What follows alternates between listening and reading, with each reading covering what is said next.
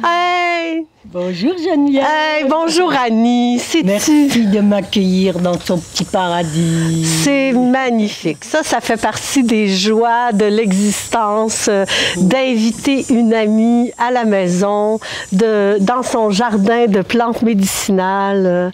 Mon ami herboriste, mon ami de vie.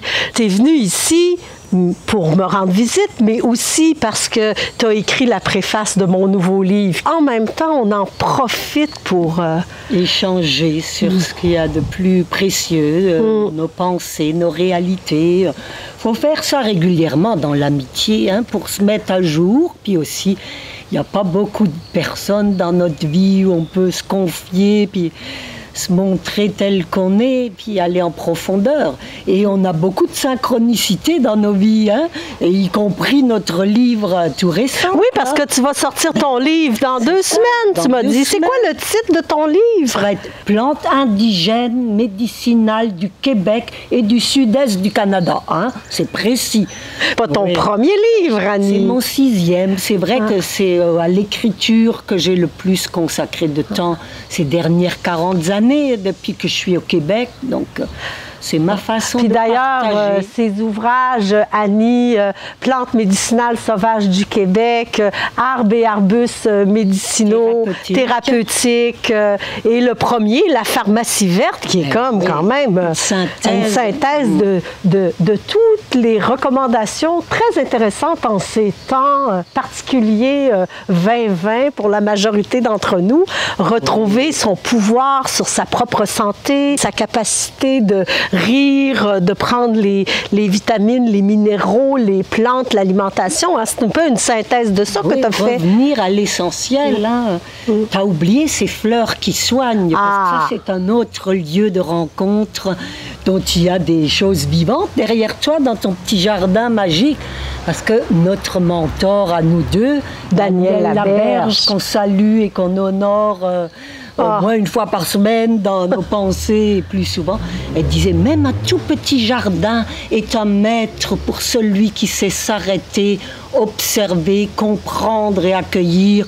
C'est pas tout à fait ces mots-là, mais c'est ça que ça veut dire. Alors, puis il y a des plantes de l'armoire. Il y a des plantes de l'armoire. Devant ma maison, sur la rue Sainte-Catherine à Longueuil, j'ai 2 grands, immenses sureaux. C'est toute une expérience. À l'armoire aux herbes. Autant dans la compréhension, la découverte des plantes in vivo, d'être avec la personne qui te la raconte, ou autrement, ou c'est sûr, tous les moyens sont bons pour apprendre, mais il faut diversifier nos sources de connaissances. C'est ce qu'on a appris avec Daniel, la pensée vivante. Mais ça prend aussi des bonnes bases quand même, les années à l'Académie de phytothérapie du Canada, hein, qui est disparue aujourd'hui, mais on a aussi appris les bases de l'anatomie, physiologie, pathologie, botanique, diététique, vitamino, avec des grands comme Daniel Chrysafi, Marie Provost et Danielle Laberge. Donc, on a et Suzanne Dumais. Ah oui, notre première prof. Suzanne, on te salue. Je ne sais pas où tu es dans la vie aujourd'hui, mais ça a été la première école d'ailleurs. Physique, oui. Mais avant ça, Annie, moi, je t'ai rencontrée au Centre Languirand. Ah oui.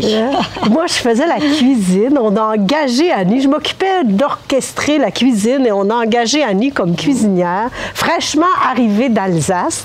Et c'est toi qui a semé cette semence de l'amour des plantes médicinales parce que je suis allée me promener dans le bois et tu m'avais raconté l'histoire de la lobélie.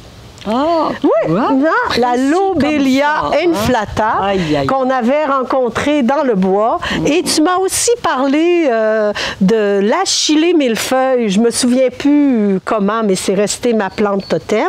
Et tu m'avais aussi fait goûter plein de plantes. Et ma première salade thérapeutique, je m'en souviens parce que j'avais fait une salade de toutes les plantes qui se mangeaient autour de Mater Materia. Oui. Ça a eu des résultats intestinaux très extraordinaires sur une bonne purge dans les toilettes sèches. Il y en a d'autres qui doivent s'en souvenir. Des fois, ça prend ça. Hein? Oui. Une bonne purge. et expulser le malin, puis ce qui nous encombre, même si parfois c'est douloureux sur le coup. Après on dit ah, je me sens mieux, là. Je suis allégée. Et c'est à ce moment-là que tu m'as dit, écoute Geneviève, il y a une école, l'Académie de phytothérapie, qui commence son parcours à Montréal. Et c'est là qu'on s'est retrouvés à étudier ensemble. Céline Martel est arrivée dans le décor. Et... Claire Lacombe aussi, hein? Tout à fait. Oui. Et c'est une histoire qui continue et qui n'a jamais arrêté de nourrir avec tous ces méandres et ces détours. Oui, est-ce que c'est vraiment des détours, hein? C'est des étapes, puis, mais c'est toujours riche quand on part du point de vue et du cœur et de la nature. C'est là-dessus qu'il faut regarder, le toujours vivant qui se renouvelle de lui-même et au-dedans de nous, pas se fermer, hein, à la vibration qui fait qu'on est des êtres vivants, conscients. Merci. Enjolivez vos vies de petite douceur que vous avez tout à côté de vous dans l'instant et ouvrir les yeux de son cœur pour voir la beauté des plantes, des êtres humains qui nous entourent. La valeur de l'amitié durable, de l'amour qu'on nourrit tous les jours. Hein?